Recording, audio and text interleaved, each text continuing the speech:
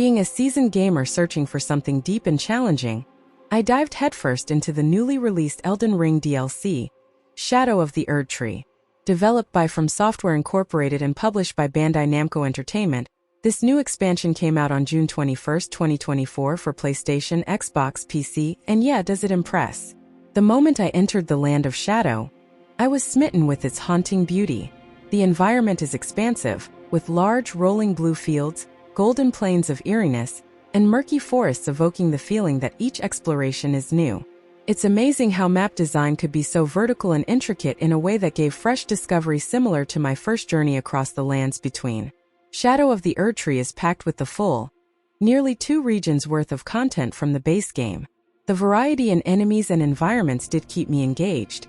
Every area had its different challenges and really impressive vistas. The dungeons are on a totally different level.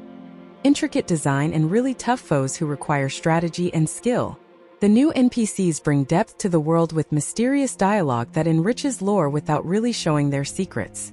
As fierce as ever, combat will pace faster enemies and larger ones than before, testing even the most hardened players. The legacy dungeons seem like a real level design masterpiece, with multiple sections in each and danger feelings that keep you on your toes. The bosses rank among the most challenging FromSoftware has ever created. It's a roster of 10 large-scale encounters, most of which feature multiple phases and unique movesets that truly test your skill. I resorted to spirit summons more than at any other point, especially during the grand final boss battle. This also applies to the orchestral soundtrack with accompaniments that bring an epic feel to each battle. My time with Shadow of the Erdtree was very positive overall. Despite some occasional bugs and a few enemies returning from the base game, there's simply an unmatched sense of discovery and exploration, and the sheer scale of the DLC is impressive. No doubt, FromSoftware has prepared an extension which not only complements Elden Ring but raises it to new heights. For dedicated fans, Elden Ring, Shadow of the Erdtree is absolutely worth it. It arrives with a couple of flaws but nevertheless manages to bring along over 30+ hours of engaging gameplay with epic and really memorable boss battles. The expansion vastly extends the base game by introducing wide areas, complex level design, and tough enemies, thus enabling fans to satisfy hunger of Elden Ring's difficult challenges and deep lore. This is a great DLC for those who enjoy testing their skills to the limit and visiting magnificent worlds. First, you should defeat 2 specific bosses to access the Shadow of the Erdtree DLC. Starscourge Radon from Caelid and Mog, Lord of Blood from Mogwyn's Palace. Ensure that you have killed both of them with the character you want to have access to it. Afterward, interact with Miquella's hand hanging from his cocoon at Mog's boss room. This interaction, once you have installed the DLC, will transport you to the Land of Shadow, where you will start your new adventure. Be sure you are in the boss room of Mogwyn's Palace and not the one under Leyndell. You don't need to start the game over for Shadow of the Erdtree DLC.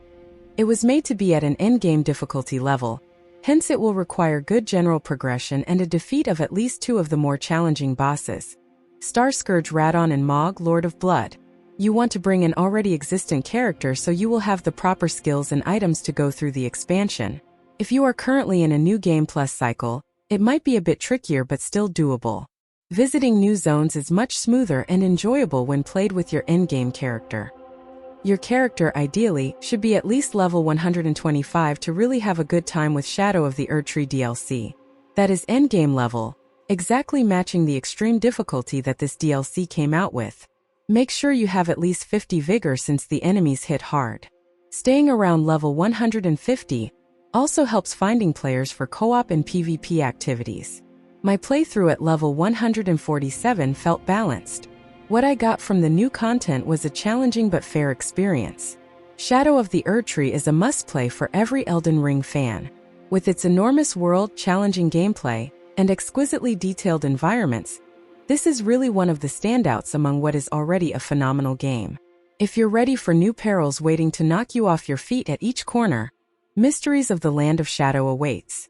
Thanks for watching. Please subscribe, like, and leave your comments below. Also visit our website expertgamereviews.com for more gaming content.